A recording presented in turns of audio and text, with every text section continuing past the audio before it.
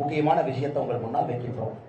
நம்முடைய மேனிஃபெஸ்டோ பார்த்தீங்கன்னா, நமது கனவு நமது கோவை, கோவைக்காக பாரதிய ஜனதா கட்சியினுடைய கனவு, வேட்பாளராக என் கனவு, நமது கோவை, கோயம்புத்தூருக்கு வேட்பாளருக்கு இருக்கக்கூடிய கனவு, இரண்டையும் சேர்த்து மோடி கேரண்டியாக கொடுத்திருக்கின்றோம். இந்த தேர்தல் மேனிஃபெஸ்டோ அறிக்கையை பார்த்தீங்கன்னா, நாம் சொல்லி இருப்பது 100 வாக்குறுதி 500 நாட்கள். 500 நாட்கள்ல கோவைக்கு 100 வாக்குறுதி தான் நம்முடைய மேனிஃபெஸ்டோனுடைய முக்கியமான இது. அதுல முக்கியமான 15 விஷயங்களை உங்களுக்கு நாங்கள் படித்து காட்டுகின்றோம். அதன் பிறகு பத்திரிகை நண்பர்களுக்கு ஒரு குறிப்பு கொடுத்துட்றோம், ஒரு காப்பி கொடுத்துட்றோம். அதை நீங்க பார்த்துக்கலாம். போவாதீங்க, சைடில் பத்திரிகை நண்பர்கள் அதை நீங்க பார்த்துக்கலாம். இன்னைக்கு மிக முக்கியமாக முதல் நம்முடைய வாக்குறுதி, கோயம்புத்தூர் பாராளுமன்ற தொகுதிக்கு உட்பட்ட 6 சட்டமன்ற தொகுதிகளில் பாராளுமன்ற உறுப்பினர் அலுவலகம் திறக்கப்பட்டு அது மக்கள் குறைதீர்ப்பு மையமாக 6 சட்டமன்ற அலுவலகத்தில் தனித்தனியாக அது செயல்படும்.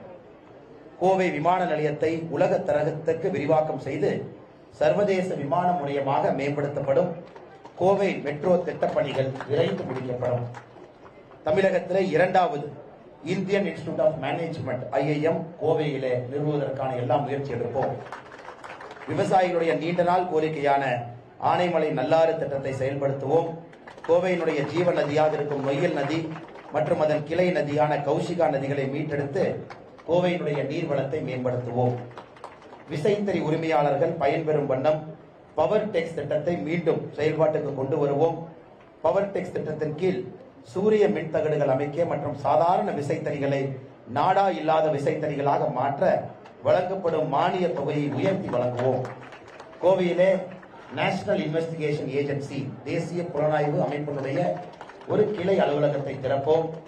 நார்கோட்டிக்ஸ் கண்ட்ரோல் பியூரோ, போதை தடுப்பு மையத்தை, மத்திய அரசுடைய NCB மையத்தை கோயம்புத்தூரிலே நிறுவுவோம். கோவையில் ஆட்டோமோட்டிவ் காரிடார் அமைப்போம். கோவை டிஃபென்ஸ் காரிடார்ல செமிகண்டக்டர்களை தயாரிக்க பாதுகாப்பு அமைச்சகத்திடம் வலியுறுத்துவோம். கோவை பாராளுமன்றத்தில் மத்திய அரசினுடைய 4 நவோதயா பள்ளிகளை அமைத்து நமது குழந்தைகளுக்கு உலகத்தரம் வாய்ந்த கல்வி கிடைக்க வழிவகை செய்வோம். இந்த பகுதியினுடைய விளையாட்டு வீரர் வீராங்கனைகளுக்கு சிறப்பான பயிற்சிகள் கிடைப்பதை உறுதி செய்ய ஆசியாவின் மிகப்பெரிய விளையாட்டு பயிற்சி மையங்களில் ஒன்றான தேசிய விளையாட்டு ஆணையம் Patiala, Sports Authority of India Patiala, அதனுடைய கிளை பயிற்சி மையம் கோவையில் அமைப்பதற்கு பாடுபடுவோம். கோயம்புத்தூர் பாராளுமன்ற தொகுதிக்குள்ள அடுத்த 500 நாட்களுக்குள்ள, அதாவது 1.5 வருஷத்துல 250 மோடி ஐயாவுடைய மக்கள் மருந்தகங்களை நிறுவுவோம். வயோதிகர்கள் உடல் ரீதியான மற்றும் உளவியல் ரீதியான சிறப்பு மருத்துவ தேவையை பூர்த்தி செய்ய கோவையில் உலகத்தரம் வாய்ந்த தேசிய முதியோர் நல மருத்துவ மையம், National Institute of Ageing for our older generation, அதை கோயம்புத்தூர் அமைப்பதற்கு நடவடிக்கை எடுப்போம்.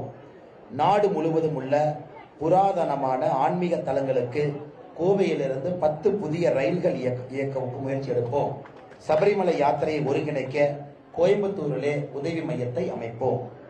கொங்கு மண்டலத்தில் மத்திய அரசின் உதவியோடு உயர்தர புற்றுநோய் சிகிச்சை மருத்துவமனையை நிறுவுவோம்.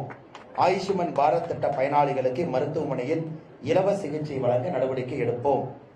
கர்மவீரர் காமராஜர் அவர்கள் நினைவாக அரசு மற்றும் தனியார் பங்களிப்போடு கோவை மாநகரில் 3 ஃபுட் பேங்கை அமைப்போம். அதாவது எந்த நேரமும் எப்ப வேண்டுமானாலும் யாருக்கு வேண்டுமானாலும் உணவு கொடுப்பதற்காக தனியாரோடு கைகோர்த்து 3 கர்மவீரர் காமராஜர் ஐயாவுடைய பேர்ல 3 ஃபுட் பேங்க் கோயம்புத்தூர் மாநகரில் உருவாக்கப்படும்.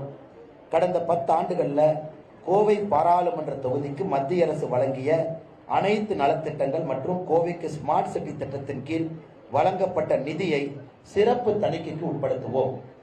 இந்த தணிக்கையில் கண்டறியப்படும் முறைகேடுகளின் மீதும் அதற்கு காரணமானவர்கள் மீதும் கடுமையான நடவடிக்கை எடுக்க பாரதிய ஜனதா கட்சி தேசிய ஜனநாயக கூட்டணி சட்டமன்ற வேட்பாளராக வலியுறுத்துவோம். கோயம்புத்தூர் மட்டுமல்ல, தமிழகத்தில் மிக முக்கியமான பல விஷயங்கள் இன்னைக்கு கோயம்புத்தூர் இருக்குது. இன்னைக்கு 15 விஷயங்களும் உங்கள் முன்னாடி வைத்திருக்கின்றோம். இன்னைக்கு இது போன்ற எல்லா முக்கியமான பிரச்சனைகளும் கூட நம்முடைய தேர்தல் அறிக்கையில நாம் குறிப்பிட்டு காட்டியிருக்கின்றோம்.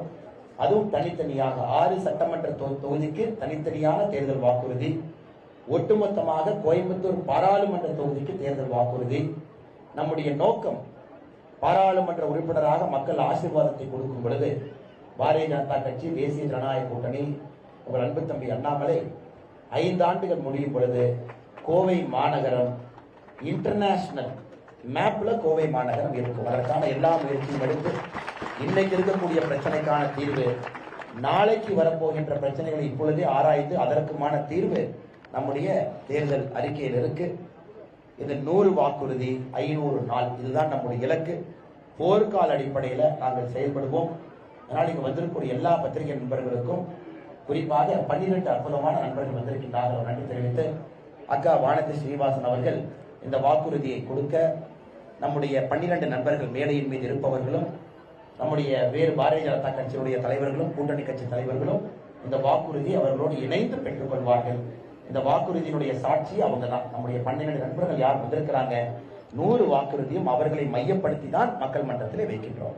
வந்திருக்கக்கூடிய 12 நம்முடைய வேறு வேறு பொறுப்பிலிருந்து வந்திருக்கக்கூடிய, சமுதாயத்திலிருந்து வந்திருக்கக்கூடிய தலைவர்களுக்கும், தாய்மார்களுக்கும், சகோதரிகளுக்கும் நன்றி தெரிவித்து, வந்திருக்கக்கூடிய தலைவர்களுக்கும் நன்றி தெரிவித்து, அக்கா வானதி ஸ்ரீனிவாசன் அவர்களை இந்த தேர்தல் வாக்குறுதியை வெளியிடுமாறு அன்போடு கேட்டுக்கொள்கிறேன்.